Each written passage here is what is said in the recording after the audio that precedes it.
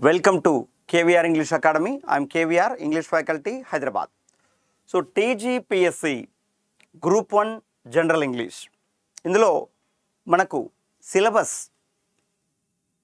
8 టాపిక్లు ఇచ్చినప్పటికీ కూడా question paper blue print ప్రకారం 15 క్వశ్చన్స్ ఉన్నాయి. అందులో ఒక క్వశ్చన్ పంక్చువేషన్స్. సో పంక్చువేషన్స్ పైన 5 మార్క్స్ గ్రూప్ 1కి ఇస్తున్నారు. చాలా సింపుల్గా 5కి 5 తెచ్చుకోవచ్చు.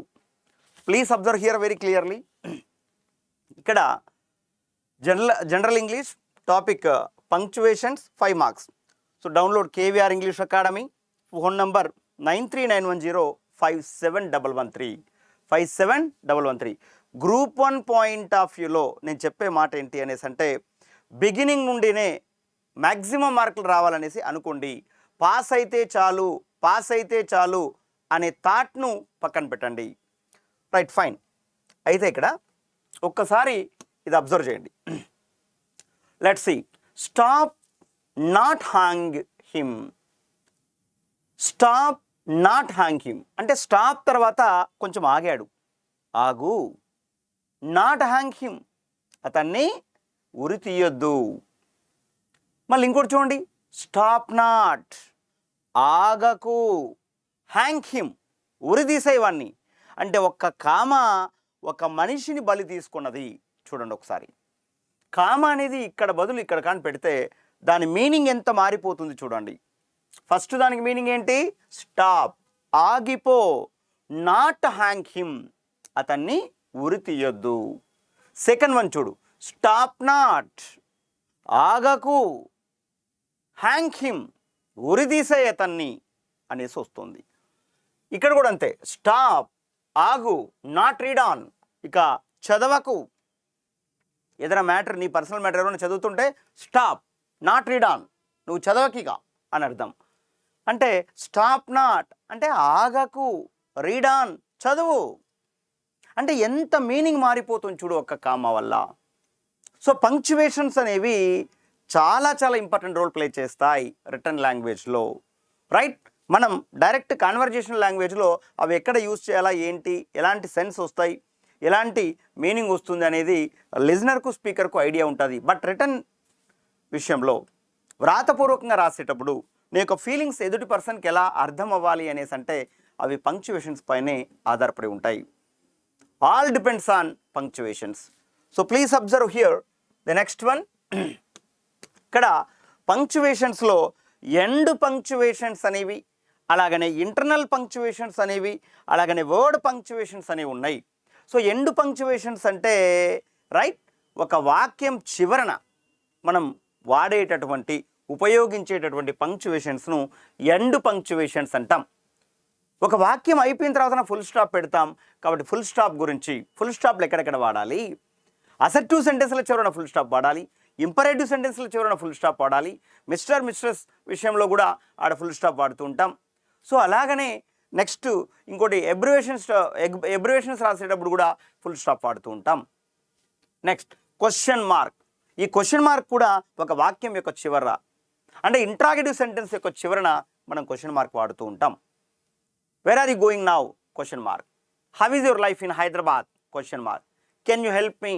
Question mark etcetera. అలాగనే ఇక్కడే కాదు, ఇక మిగతా 3-4 సందర్భాల్లో కూడా క్వశ్చన్ మార్కు వస్తుంది. అది ఎక్కడ అనే విషయం మనం యాప్లో డీటెయిల్గా వివరించడం జరిగింది. Right, next exclamation. ఎక్స్క్లమేషన్ అంటే ఆశ్చర్యాన్ని తెలియజేసేటటువంటి విషయం. So A word which tells a sudden feeling of Joy are A sentence which tells us A sudden feeling of Joy are emotion are surprise. మానవుడికి అకస్మాత్తుగా వచ్చేటటువంటి భావాలనైనా, సంతోషాలనైనా, దుఃఖాలనైనా, విచారాలనైనా వ్యక్తం చేయడానికి ఉపయోగించే వాక్యం ఏదైతే ఉంటుందో ఆ వాక్యం చివరన ఎక్స్క్లమేటరీ మార్క్ యూస్ చేస్తూ ఉంటాం. What a shame? Exclamatory mark. What an idea it is? Exclamatory mark. What a wonderful city it is? Exclamatory mark. Like that. Next internal punctuations. మరి ఇక్కడ ఇంటర్నల్ పంక్చువేషన్స్ అంటే ఒక వాక్యం మధ్యలో వచ్చేటివి. సెమీకోలన్ అనేది ఆ వాక్యము వర్డ్ మధ్యలో వస్తుంది. కోలన్ అనేది కూడా అదేవిధంగా comma, next quotation marks, ellipses, ఇవన్నీ కూడా ఇంటర్నల్ పంక్చువేషన్స్ అనేసి అంటాం. Semicolon, semicolon, colon, comma, quotation marks, ellipses. 5. Next word punctuations అనేవి అపాస్ట్రఫీ ఎక్కడ వస్తుంది, హైఫెన్ ఎక్కడ వస్తుంది, క్యాపిటల్ లెటర్స్. బ్రహ్మాండమైనటువంటి టాపిక్ ఇది. క్యాపిటల్ లెటర్స్ గురించి, అపాస్ట్రఫీ గురించి, అదేవిధంగా హైఫన్ గురించి, కామా గురించి, exclamatory, question mark, full stop గురించి మీకు 100% నేర్చుకోవాల్సిన అవసరం ఉంది మీరు. మరి ఇప్పుడు నెక్స్ట్ వన్ ఇక్కడ చూడండి, గ్రూప్ 1లో ఎలా ఇస్తారు, వీటిని బేస్ చేసుకుని గ్రూప్ 1లో ఎలా ఇస్తారు ఏంటి అని చెప్పేటప్పుడు జాగ్రత్తగా గమనించండి. Aristotle could have avoided the mistake of thinking that women have fewer teeth than men by the simple device of asking Mr. Aristotle to keep her mouth open while he counted. ఇదొకటి ఇచ్చాడు. I promise but gym అంటే ఒక 5 ఎక్కడైనా ఇస్తాడు 5 మార్కులకు. ఇక్కడ జాగ్రత్తగా observe చేయండి. అరిస్టాటిల్ అనేది ప్రాపర్ నౌన్ కాబట్టి ఇక్కడ ఏ అనేది ఉండాలి, capital letter. Aristotle could have avoided the mistakes of thinking. ఎప్పుడు కూడా ఆర్టికల్స్ అయినా, ప్రిపోజిషన్స్ అయినా, కంజంక్షన్స్ అయినా వాక్యం మధ్యలో వచ్చినప్పుడు క్యాపిటల్ లెటర్స్ ఉండవవి. Right. Next, that women have fewer teeth than men by the simple device of asking. ఇక్కడ మిస్ట్రెస్ అనేది ఏదైతే ఉందో ఎంఆర్ఎస్ ఇక్కడ గుర్తుపెట్టుకోండి, ఈ ప్లేస్లో క్యాపిటల్ లెటర్ ఉండాలి. MRS, M capital letter, RS అనేది. రైట్. మిస్ట్రెస్. అరిస్టాటిల్ ఇక్కడ కూడా ఏ అనేది క్యాపిటల్ లెటర్లో ఉండాలి. రైట్. ఏ అనేది క్యాపిటల్ లెటర్లో ఉండాలి. ఇక్కడ కూడా ఏ అనేది క్యాపిటల్ లెటర్లో ఉండాలి. Right. To keep her mouth open while he counted. చూడండి, ఈ రెండు మీరు రికగ్నైజ్ చేయగలిగితే you will get 5 marks, 5 out of 5. ఈ టాపిక్లో group 1 who are preparing for group 1 exam, అదేవిధంగా గ్రూప్ 2 ఎగ్జామ్ అయినా, నెక్స్ట్ డిఏఓ ఎగ్జామ్ అయినా, డిఏఓ ఎగ్జామ్ ఇవాళ ఉన్నట్టు ఉంది అనుకుంటా, బట్ దేంట్లో అయినా పంక్చువేషన్స్ పైన బిట్లు డెఫినెట్గా పడతాయి. గ్రూప్ 2 ప్రిపేర్ అయ్యే వాళ్ళు కూడా ఇది ప్రిపేర్ కావాలి. నెక్స్ట్, ఐ ప్రామిస్ బట్ ఇక్కడ ఫుల్ స్టాప్ అనేది ఉండాలి. ఈ బట్ అనేది ఏదైతే ఉందో ఈ ప్లేస్లో బి క్యాపిటల్ లెటర్ ఉండాలి. బట్ జిమ్ ఐ, ఇక్కడ ఇది ఐ క్యాపిటల్ లెటర్ ఉండాలి. ఇక్కడ కూడా ఐ క్యాపిటల్ లెటర్ ఉండాలి. I tries not to try, ఇక్కడ ఐల్ కాదు, ఇక్కడ ఏముండాలి అంటే ఈ ప్లేస్లో ఐ మీన్ అపాస్ట్రఫీ అనేది ఉండాలి. అంటే ఐ అనేది వచ్చి apostrophe double L, I'll. Never forget this night. Right. Comma అనేది ఉండాలి ఇక్కడ. కాబట్టి ఎన్నున్నాయి చూడు, ఇక్కడ ఒక మిస్టేకు, ఇక్కడొకటి, ఇక్కడొకటి, ఇక్కడొకటి, ఇక్కడొకటి, ఏడొకటి. అంటే please observe, I promise full stop అనేది ఉండాలి. ఫుల్ స్టాప్ తర్వాత వచ్చినటువంటి దాంట్లో ఫస్ట్ వర్డ్లోని ఫస్ట్ లెటర్ క్యాపిటల్ లెటర్లో ఉండాలి. సో బి అనేది క్యాపిటల్ లెటర్లో ఉండాలి. నెక్స్ట్ వన్ ఏంటి అంటే జిమ్, ఐ విల్, ఇక్కడ I will never forget this night, నేను ఈ రాత్రిని మరచిపోను, నెవర్ అంటున్నాడు. సో ఇక్కడ మళ్ళీ కామా అనేది యూజ్ చేయాలి. మరి ఇక్కడ బాగా అబ్జర్వ్ చేయండి ఒకసారి. నెక్స్ట్, మన యాప్లో KVR English academy app name వచ్చేసి you know that KVR English academy, KVR English academy, KVR English academy అనే ఛానల్ మన YouTube channel. Please subscribe and share to your friends who are preparing for competitive examinations.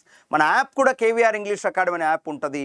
చాలా detail వేలో group 1 ఎవరైతే prepare అవుతున్నారో తెలంగాణలో, group 2, group 3 ఎవరైతే prepare అవుతున్నారో వాళ్ళకి right you will get maximum mark if you follow.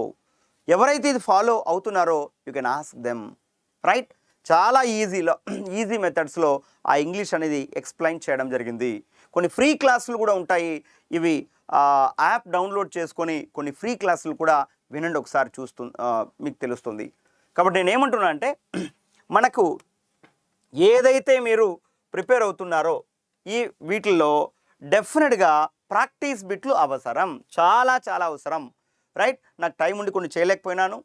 Maybe బుధవారం గురువారం నుంచి అందుబాటులోకి తెస్తాను. రైట్, కనీసం ఒక 100 బిట్స్ స్టార్టింగ్లో నేను అందుబాటులోకి తెస్తాను, ప్రతి టాపిక్ సంబంధించి ఒక 100 బిట్స్. రైట్, అయితే మన యాప్లో ఏమేమి ఉన్నాయంటే group 1 English, group 1 English course. Right, group 1 English course. అదేవిధంగా group 2, 3 right, general English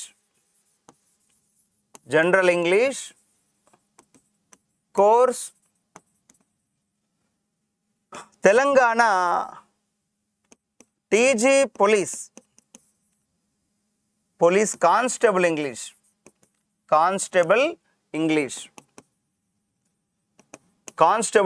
course. అదేవిధంగా TG SI of police English, ఇది కూడా ఇదొకటి. అలాగనే AP police constable APPC English course.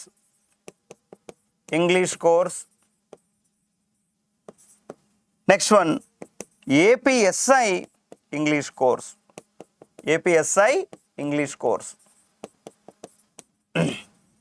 ఇక్కడ గుర్తుపెట్టుకోవాల్సింది టీజీకి సంబంధించి తెలంగాణ స్టేటు టీఎస్పిఎస్సి ఇంగ్లీష్